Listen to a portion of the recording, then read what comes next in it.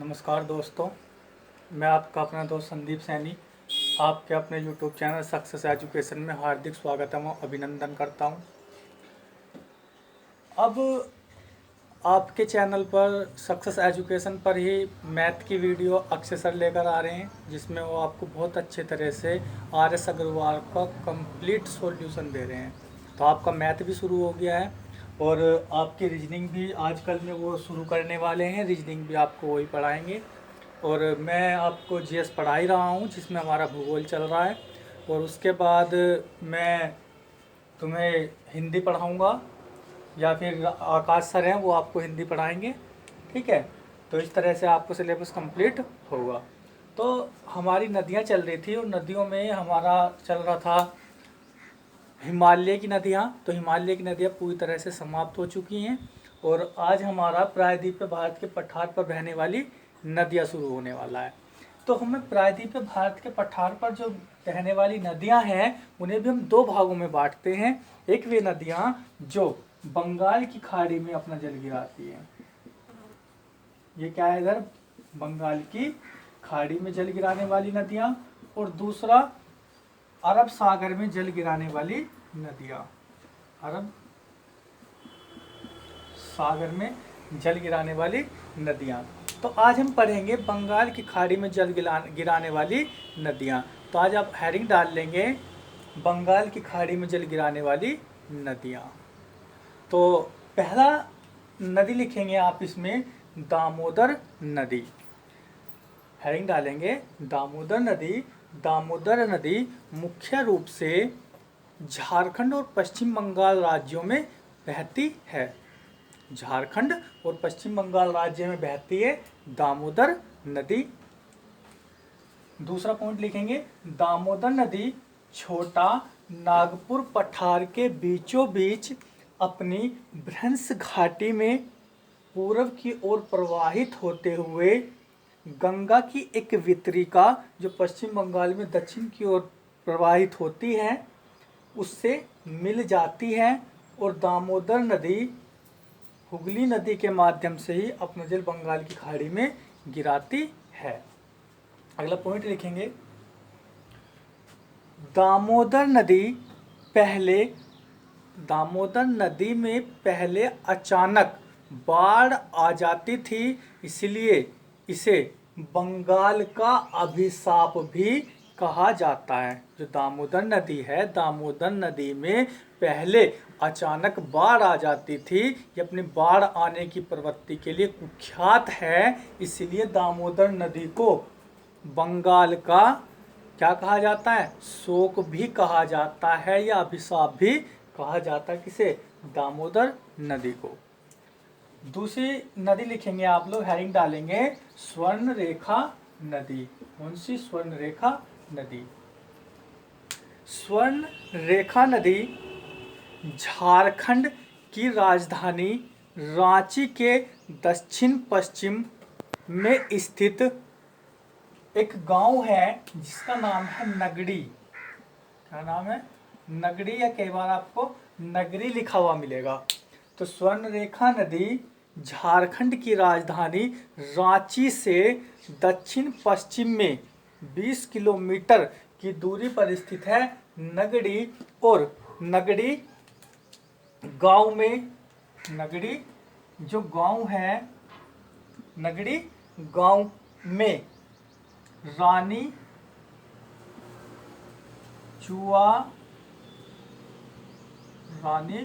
चुआ नामक स्थान से निकलती है और उड़ीसा तट पर अपना मुहाना बनाती है। समझ आ रही है बात? यहाँ पे निशान गलत लग गया है, ये वाली आपकी नदी है स्वर्ण रेखा, और यहाँ पर एक नदी ऐसे आती है जिसका नाम है बैतरणी। ठीक है, तो स्वर्ण रेखा नदी के बारे में सुनेंगे। स्वर्ण रेखा नदी झारखंड की राजधानी रांची के दक्षिण पश्चिम में स्थित 20 किलोमीटर, दोस्तों कितना? 20 किलोमीटर दूरी पर स्थित है एक गांव जिसका नाम है नगड़ी। नगड़ी गांव में रानी चुआ नामक स्थान से निकलती है और कहाँ पर, उड़ीसा तट पर अपना मुहाना बनाती है स्वर्णरेखा नदी।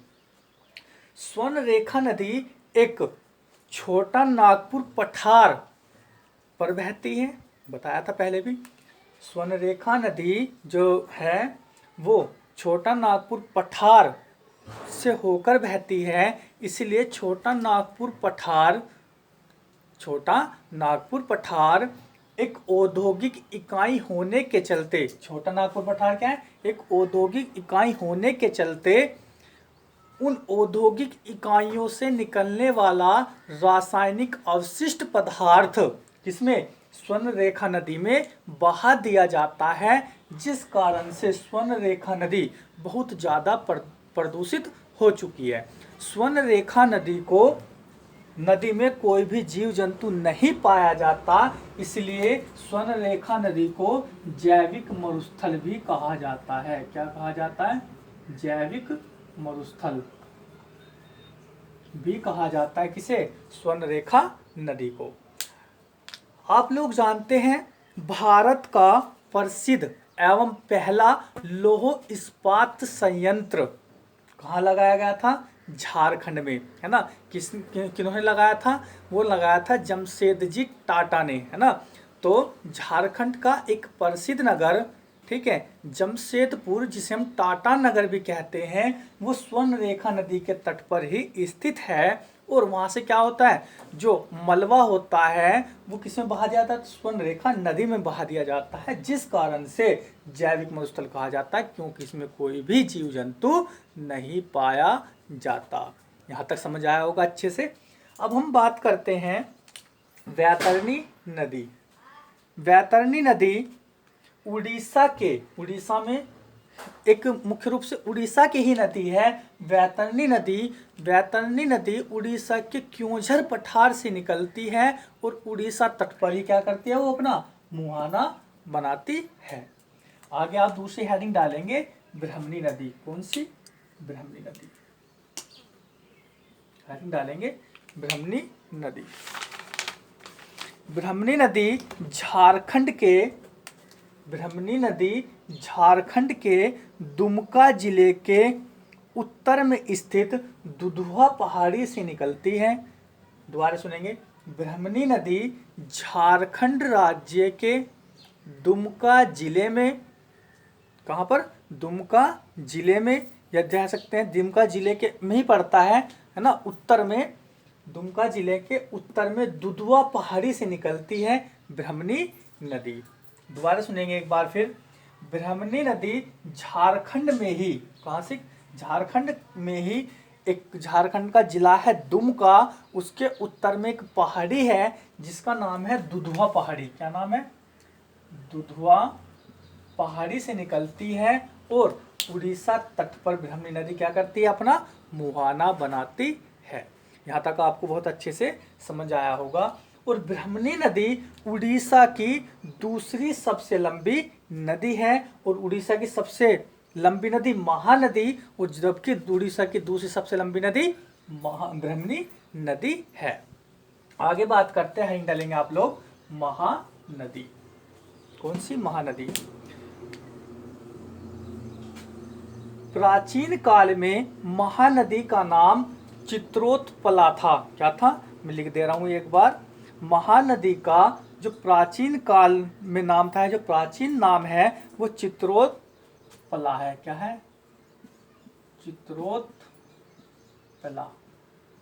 महानदी का प्राचीन नाम क्या है, चित्रोत्पला है। महानदी छत्तीसगढ़ की जो राजधानी है रायपुर, वो प्रायद्वीपीय भारत के पठार, मतलब दंडकारण्य के पठार पर ही स्थित है। तो अब दोबारा सुनेंगे, महानदी का प्राचीन नाम चित्रोत्पला है और महानदी छत्तीसगढ़ में दंडकारण्य के पठार, है ना। और पूछा जाए छत्तीसगढ़ की राजधानी किस पठार पर स्थित है, तो दंडकारण्य के पठार पर ही स्थित है। तो आप दोबारा सुनेंगे, महानदी छत्तीसगढ़ में दंडकारण्य के पठार पर सिहावा नामक पर्वत श्रेणी से निकलती है और उड़ीसा में कटक के पास, कहाँ पर, यहाँ पर उड़ीसा पड़ता है, उड़ीसा में कटक के पास अपना डेल्टा बनाती है। समझ आई बात।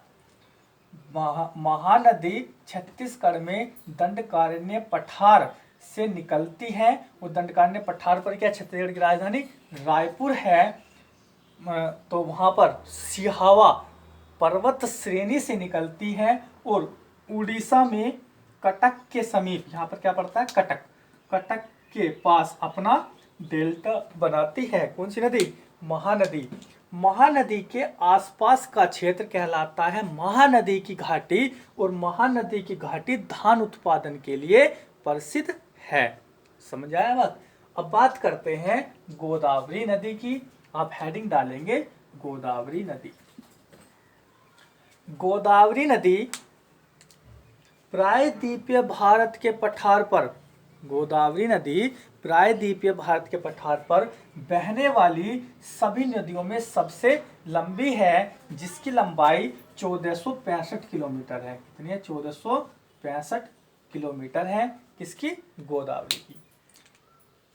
गोदावरी नदी को बूढ़ी गंगा भी कहा जाता है। किसे, गोदावरी नदी को बूढ़ी गंगा भी कहा जाता है। किसे, गोदावरी नदी को।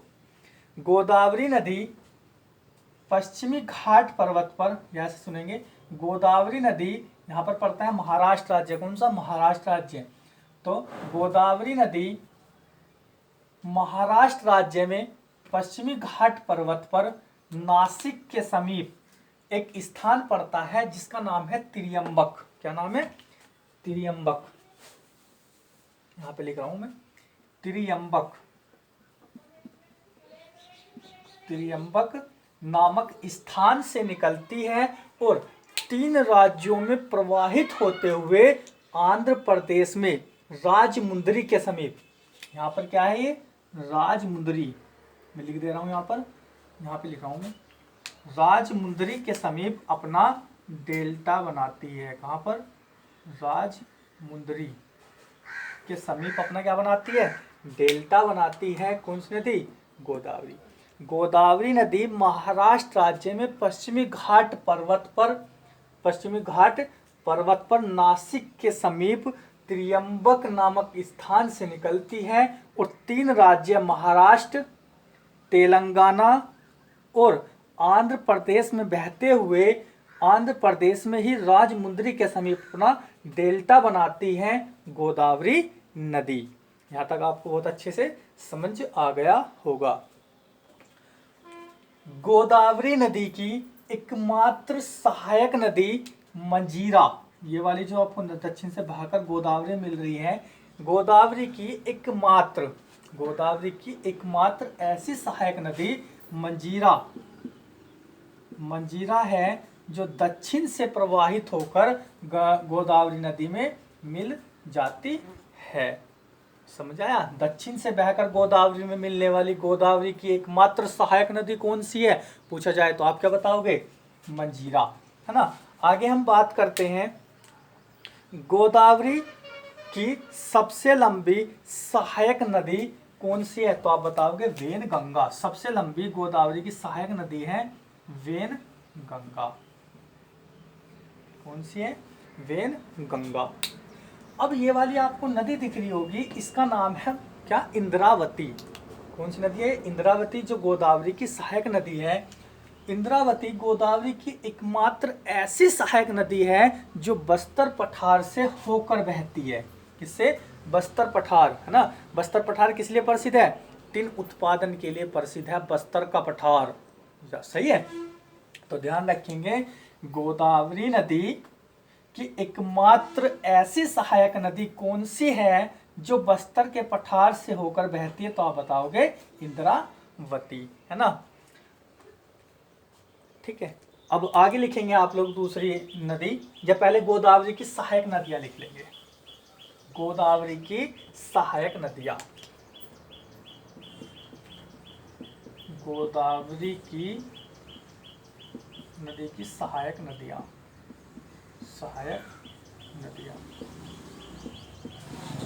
नंबर 1 आप लिखेंगे वेनगंगा। वेनगंगा गोदावरी की क्या है, सबसे लंबी सहायक नदी है। दूसरी है पेनगंगा, कौन सी, पेनगंगा। तीसरी है मंजीरा, कौन सी है, मंजीरा। और चौथी नदी है इंद्रावती, इंद्रावती। और पांचवी नदी है प्राणहिता, प्राणहिता, प्राणहिता, परवरा, पूर्णा। ठीक है, वेनगंगा, पेनगंगा, मंजीरा, इंद्रावती, प्राणहिता, परवरा और पूर्णा। ठीक है, ये क्या है, सारी गोदावरी की सहायक नदियां हैं। वेनगंगा सबसे लंबी सहायक नदी है। मंजीरा गोदावरी की एक ऐसी सहायक नदी है जो दक्षिण से होकर, है ना, गोदावरी के दक्षिण से होकर गोदावरी में जल मिलाती है। जबकि इंद्रावती एकमात्र ऐसी सहायक नदी है जो बस्तर पठार पर होकर बहती है। तो अगली हेडिंग डालेंगे आप लोग कृष्णा नदी। कौन सी, कृष्णा नदी। कृष्णा नदी प्रायद्वीपीय भारत के पठार पर बहने वाली दूसरी सबसे लंबी नदी है। तो पहला पॉइंट क्या है कृष्णा नदी का, कि प्रायद्वीपीय भारत के पठार पर गोदावरी के बाद दूसरी सबसे लंबी नदी कृष्णा नदी है। कृष्णा नदी भारत की एक पौराणिक नदी है।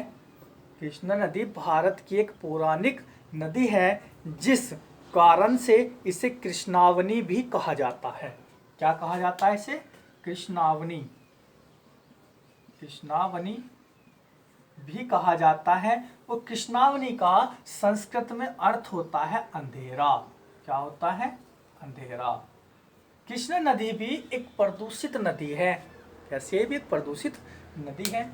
तो कृष्णा नदी गोदावरी के बाद दूसरी सबसे लंबी नदी है। गोदावरी नदी भारत की एक पौराणिक नदी होने के कारण इसीलिए इसे कृष्णावनी कहा जाता है। वो कृष्णावनी का संस्कृत में अर्थ होता है अंधेरा। समझ आया होगा, है ना। आगे चलते हैं।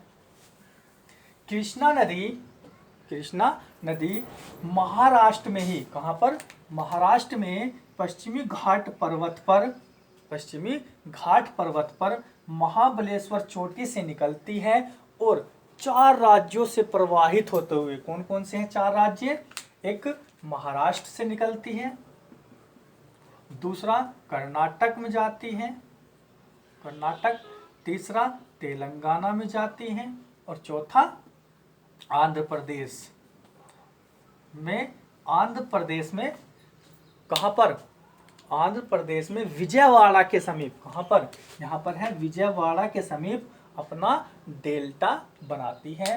कौन सी नदी, कृष्णा नदी। तो कृष्णा नदी महाराष्ट्र राज्य में पश्चिमी घाट पर्वत पर महाबलेश्वर चोटी से निकलती है और 4 राज्यों महाराष्ट्र, कर्नाटक, तेलंगाना और आंध्र प्रदेश से में प्रवाहित होते हुए आंध्र प्रदेश में कहाँ पर, विजयवाड़ा के समीप, कहाँ पर, विजयवाड़ा के समीप अपना डेल्टा बनाती है। कौन सी नदी, कृष्णा नदी। कृष्णा नदी और गोदावरी नदी का डेल्टा आपस में मिल गया है और इन नदियों के डेल्टाओं के मध्य में एक झील है। इस झील का नाम है कोलेरू झील। पूछा जाता है कि भारत की सबसे बड़ी दलदली झील कौन सी है, तो कौन सी है वो, कोलेरू झील। कहाँ पर स्थित है, आंध्र प्रदेश में। किन 2 नदियों के डेल्टाओं के मध्य में, तो आप बताओगे गोदावरी और कृष्णा नदियों के डेल्टाओं के मध्य में है कौन सी नदी, सॉरी कौन सी झील, कोलेरू झील, जो भारत की सबसे बड़ी दलदली झील है। अगर हम बात करें कृष्णा नदी की सहायक नदियों पर, कृष्णा की सहायक नदियां, तो इसकी पहली सहायक नदी है मूसी। कौन सी, मूसी। इनकी विशेषताएं बताऊंगा मैं। कृष्णा की सहायक नदियों में मूसी, दूसरी है कोयना, कोयना, और तीसरी है भीमा, भीमा, कोयना, मूसी, पंचगंगा, पंचगंगा, दुग्ध गंगा, दुग्ध गंगा, पंचगंगा, दुग्ध गंगा, घाट प्रभा, घाट प्रभा, और माल प्रभा, और एक है तुंगभद्रा। कौन सी है? तुंगभद्रा, तुंगभद्रा। कृष्णा की सहायक नदियां हैं तुंगभद्रा, मूसी, कोयना, भीमा, पंचगंगा, दुग्धगंगा, घाट प्रभा और माल प्रभा। तो तुंगभद्रा, तुंगभद्रा कृष्णा की एक ऐसी सहायक नदी है जो पश्चिमी घाट पर्वत से दो धाराओं के रूप में निकलती है, तुंगा और भद्रा। जब ये तुंगा और भद्रा नदियां आपस में मिल जाती हैं तो उनका नाम क्या हो जाता है संयुक्त धारा का? तुंगभद्रा। मूसी नदी के तट पर ही हैदराबाद स्थित है, जो किसकी राजधानी है? अब तो दोनों राज्यों की संयुक्त राजधानी है आंध्र प्रदेश और तेलंगाना की। 10 वर्ष बाद क्या हो जाएगा? आंध्र प्रदेश की राजधानी अमरावती हो जाएगी और तेलंगाना की राजधानी हैदराबाद। और जो हैदराबाद है किस नदी के तट पर है? मूसी नदी के तट पर ही स्थित है। तो कृष्णा नदी के बाद अब आप हेडिंग डालेंगे कावेरी नदी। या कावेरी नदी से पहले यहाँ पर एक छोटी सी नदी है जिसका नाम है, आप लिख सकते हैं यहाँ से ऐसे ही, इस नदी का नाम है पेन्नार नदी। कौन सी नदी है? पेन्नार नदी, पेन्नार नदी।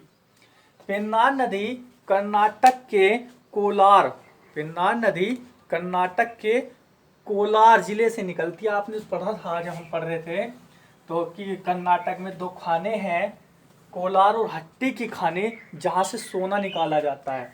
तो पेन्नार नदी कोलार कहाँ से निकलती है? कर्नाटक के कोलार से ही निकलती है। और कहाँ पर? आंध्र प्रदेश में अपना मुहाना बनाती है। कहाँ पर? आंध्र प्रदेश में अपना मुहाना बनाती है।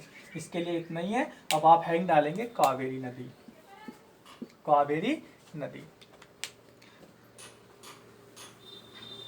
कावेरी नदी कर्नाटक में, कावेरी नदी कर्नाटक में पश्चिमी घाट पर्वत पर, कावेरी नदी पश्चिमी कर्नाटक में पश्चिमी घाट पर्वत पर ब्रह्मगिरी है ना, या उसको कहा जाता है दोस्तों पुष्पगिरी है ना। पश्चिमी घाट पर्वत पर ब्रह्मगिरी या पुष्पगिरी चोटी से निकलती है और दो राज्यों से प्रवाहित होती है, कर्नाटक और तमिलनाडु। और तमिलनाडु तट पर ही अपना क्या बना देती है? डेल्टा बना देती है कावेरी नदी। कावेरी नदी के जो आसपास का जो क्षेत्र है उसे कावेरी नदी की घाटी कहा जाता है। और कावेरी नदी की घाटी में धान की खेती सर्वोत्तम पैमाने पर की जाती है, इसलिए कावेरी नदी को की घाटी में को क्या कहा जाता है? क्यों कहा जाता है? दक्षिण भारत के धान का कटोरा। क्या कहा जाता है? दक्षिण भारत के धान का कटोरा कहा जाता है इसे, कावेरी नदी को, ठीक है, कि घाटी को, है ना। जैसे यहाँ पे महानदी की घाटी को कहा जाता है, यहाँ पर कावेरी नदी की घाटी को कहा जाता है। कावेरी नदी गंगा नदी की, उत्तर में गंगा नदी की तरह ही एक पवित्र नदी है जिसे पूजा की जाती है। और कावेरी नदी को दक्षिण गंगा या दक्षिण भारत की गंगा के नाम से भी जाना जाता है। किसे? कावेरी नदी को। कावेरी नदी को की घाटी को धान का कटोरा कहा जाता है। और यहाँ पर एक बात सबसे अच्छी एक प्रश्न यहाँ पे निकलता है कि जहाँ पर प्रायद्वीपीय भारत के पठार पर बहने वाली नदियाँ मानसूनी है, क्योंकि मानसून आने पर ही इनमें पानी की मात्रा बनती है, लेकिन वहीं पर कावेरी नदी एक ऐसी नदी है जो वर्ष वाहिनी नदी है, जिसमें वर्ष भर पानी की मात्रा बनी रहती है ना। क्योंकि कावेरी नदी का जो जल स्रोत है वो दो चीजों से मिलता है। एक मिलता है क्या, दक्षिणी, तो एक ये वाला क्षेत्र इसे बोलते हैं ऊपरी जलग्रहण क्षेत्र। इसका जो जल का स्रोत है जो दो जल के स्रोत हैं, नंबर एक है ऊपरी जलग्रहण क्षेत्र, ऊपरी जल ग्रहण क्षेत्र। ऊपरी जल ग्रहण में जो पानी की मात्रा मिलती है वो दक्षिण पश्चिमी मानसून से मिलती है, ठीक है। और दूसरा है निचला जल ग्रहण क्षेत्र, निचला जल ग्रहण क्षेत्र। जो निचला जल ग्रहण क्षेत्र है ये उत्तर पूर्वी मानसून से मिलता है, उत्तर पूर्वी मानसून, उत्तर पूर्वी मानसून। अब ये दक्षिण पश्चिमी मानसून क्या है, जब ये क्या है दक्षिण दिशा और ये क्या है पश्चिमी दिशा, और नीचे क्या है हिंद महासागर। तो हिंद महासागर से उठने वाला दक्षिण पश्चिमी मानसून सबसे पहले 1 जून को आ ही जाता है ना। क्या होता है, पश्चिमी तट से टकराता है और यहाँ पर भारी भरकंप वर्षा होती है, जिस कारण से यहाँ पर क्या होता है, यहाँ पर पानी की मात्रा इसमें अधिक बनी रहती है ना। दक्षिण पश्चिम मानसून से मिल गया है। अब निचला जल ग्रहण क्षेत्र या उत्तर पूर्वी मानसून क्या होता है, जब ये वाली दिशा उत्तर और ये वाली दिशा पूर्व, जब उत्तर पूर्वी मानसून उत्तर से बहकर आता है तो एक स्थल खंड से होकर बहता है जिसमें पानी या नमी या आर्द्रता नहीं रहती, लेकिन जब वो पूर्वोत्तर भारत के ऊपर से उतरकर बहता है तो वह बंगाल की खाड़ी से आर्द्रता ग्रहण कर लेता है इस तरह से, और कहाँ पर टकरा जाता है, ये टकरा जाता है कोरोमंडल तट। कहाँ पर, कोरोमंडल तट पर, जहाँ पर क्या है ये कावेरी नदी बहती है। तो जिससे क्या मिलता है, कावेरी नदी को पानी की मात्रा मिलती रहती है, इसलिए कावेरी नदी एक वर्षवाहिनी नदी है ना। आगे हेडिंग डालेंगे वैगई नदी। वैगई नदी तमिलनाडु में, वैगई नदी तमिलनाडु में एक पूर्वी, देखो ये यहाँ पर बताया था पूर्वी घाट पर्वत, उधर बताया था ना पश्चिमी घाट पर्वत। तो पूर्वी घाट पर्वत पर की एक पहाड़ी है जिसका नाम है वरुषनाथ पहाड़ी। तो तमिलनाडु में पूर्वी घाट पर्वत की एक पहाड़ी है वरुषनाथ पहाड़ी से निकलती है वैगई नदी। कौन सी निकलती है, वैगई नदी। और तमिलनाडु में ही कहाँ पर, पाक की खाड़ी में अपना मुहाना बनाती है। और वैगई नदी के तट पर ही दक्षिण भारत का सबसे प्राचीन शहर मदुरई वैगई नदी के तट पर ही स्थित है। अगली हेडिंग डालेंगे आप लोग ताम्रपर्णी। ताम्रपर्णी नदी भारत की सबसे दक्षिणतम नदी है ताम्रपर्णी नदी। और ताम्रपर्णी नदी, यहाँ पे मैंने बताया था कि एक पर्वतीय गांठ है जिसे कहा जाता था अनुमेदी, जो दक्षिण भारत की सबसे ऊंची पर्वत चोटी है अनुमेदी। अनुमेदी के दक्षिण वाली जो एक पर्वत श्रेणी है उसे कहा जाता है कार्डमम की पहाड़ी या इलायची की पहाड़ी। इलायची की पहाड़ी पर ही एक स्थित है अगस्त्यमलाई की चोटी, और अगस्त्यमलाई चोटी से ही एक नदी निकलती है जिसका नाम है ताम्रपर्णी नदी। और ताम्रपर्णी नदी मन्नार की खाड़ी में अपना जल गिराती है। तो इस तरह से दोस्तों आज हमारी बंगाल की खाड़ी में गिरने वाली सभी नदियां पूरी हो चुकी हैं, और इससे हम अगली वीडियो में अरब सागर में जल गिराने वाली नदियों को पढ़ेंगे। तो मैं आशा करता हूं कि आपको बंगाल की खाड़ी में गिरने वाली नदियां अच्छे से याद हो गई होंगी, पहली बात तो ये है, ठीक है। और अगर आपको वीडियो अच्छी लगे तो इसे शेयर करना ना भूलें और चैनल को सब्सक्राइब जरूर करें। धन्यवाद।